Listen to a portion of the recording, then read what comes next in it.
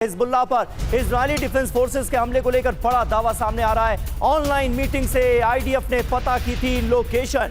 Hezbollah के अधिकारी कर रहे थे जूम मीटिंग। 10 मिनट के अंदर 100 ठिकानों पर आईडीएफ ने इसी के बाद एयर स्ट्राइक कर दी।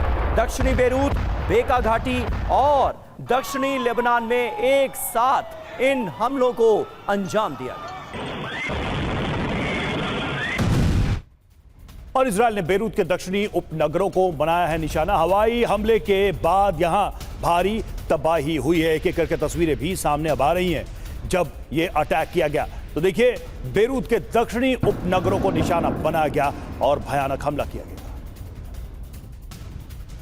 तो पेजर अटैक जिस तरह से अंजाम दिए गए थे, उसी की तर्ज पर इस बार बड़े हमलों को अंजाम दिया गया है। जूम मीटिंग कर रहे हिजबुल्लाह के कमांडर्स को मारा गया। दक्षिणी लेबनान में कासमिया पुल पर भीषण अटैक किया गया। मिसाइल हमलों से यह पुल तबाह हो गया। तो जो सिविलियन इंफ्रास्ट्रक्चर है साउथ लेबनान का, उस पर भी इजरायल ने हमला किया है। और लेबनान पर हो रहे हमलों पर यूएस का बयान आया है। लेबनान सीज फायर का हिस्सा नहीं है, ये लेविट की तरफ से कहा गया। व्हाइट हाउस की प्रवक्ता एक तरीके से आप देखिए कि वही स्टैंड है जो इजरायल का है कि भाई इस सीज फायर का हिस्सा लेबनान नहीं है और लेबनान के बारे में सभी पक्षों को जानकारी है। यह भी लेविट की तरफ से जानकारी दी गई।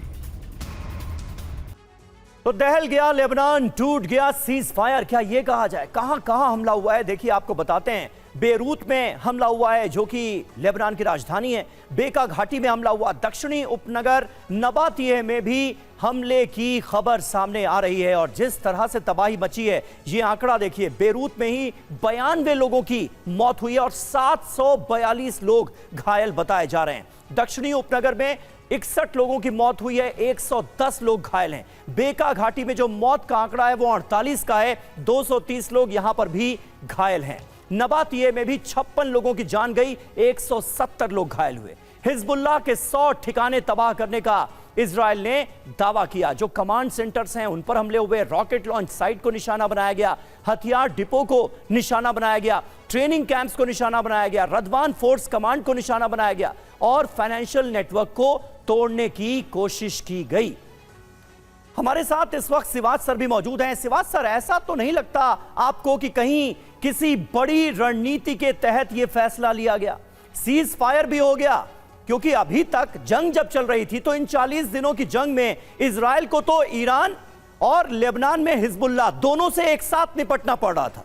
लेकिन अब सीज फायर के नाम पर सीधे इजरायल के हमले लेबनान में हो रहे हैं, यानी अपने एक दुश्मन को पूरी तरह से खत्म करने की वो कोशिश कर रहा है। क्या इसके पीछे कोई एक बड़ी स्ट्रैटेजी तो नहीं थी अमेरिका और इजरायल की? देखो, एक सच्चाई है समीर की, हिजबुल्लाह एक सबसे बड़ा खतरा है इजराइल के लिए, क्योंकि एक प्रकार लेबनान का बॉर्डर मिलता है इजराइल से और जो सदर्न लेबनान है, यहाँ पर हिजबुल्लाह सबसे ज़्यादा सक्रिय है और वहाँ से हमले करता है। जो अगर आप देखें सितंबर अक्टूबर में पिछली बार जब सीज फायर हुआ था तो सोचा गया था कि हिजबुल्लाह काफ़ी कमज़ोर हो गया हुआ, मगर ऐसा नहीं हुआ। हिजबुल्लाह अब भी बहुत ज़्यादा ताकतवर है, उसको अभी भी हथियार आ रहे हैं ईरान से, जबकि सीरिया है वो अब रास्ता नहीं रहा, फिर भी इसके पास रॉकेट, मिसाइल और ड्रोन्स का भंडार है। ये हमले सटीक करता है नदर्न इजराइल में और इसीलिए नदर्न इजराइल से जो पॉपुलेशन है इजराइल की, उसको एक प्रकार से शिफ्ट करना पड़ा है। तो अब इजराइल चाहता है कि लिटानी नदी जो कि 30 किलोमीटर नॉर्थ में है, वहां तक बफर जोन बनाया जाए। तो इसलिए जो हमले हैं वो किए जा रहे हैं और जो ब्रिजेज हैं लिटानी नदी पे, बिल्कुल सर, एक और चीज मैं ये बताऊंगा रवि, जल्दी से, ये जो हमले हो रहे हैं बेरूत में, ये सोचो ये कोई ऐसे हमले नहीं हैं कि जो कि लेबनान के ऊपर हैं, ये सारे के सारे हेडक्वार्टर हैं। ठीक है, जो हिजबुल्लाह ठीक है ये सर, लेकिन इन हमलों ने एक बात तो साफ कर दी है कि सीज फायर के बाद आगे की जो भी बातचीत होगी वो जंग के मैदान में गोले बारूद चलने के साथ ही होगी। यानी कि हमले होते रहेंगे, यूं ही लड़ाइयां होती रहेंगी, बड़े बड़े बयान भी आते होंगे और साथ में टेबल पर बैठकर यह बात भी करनी होगी कि इस जंग को खत्म कैसे करें। वाकई में खत्म हो पाएगा, यह बहुत बड़ा सवाल है।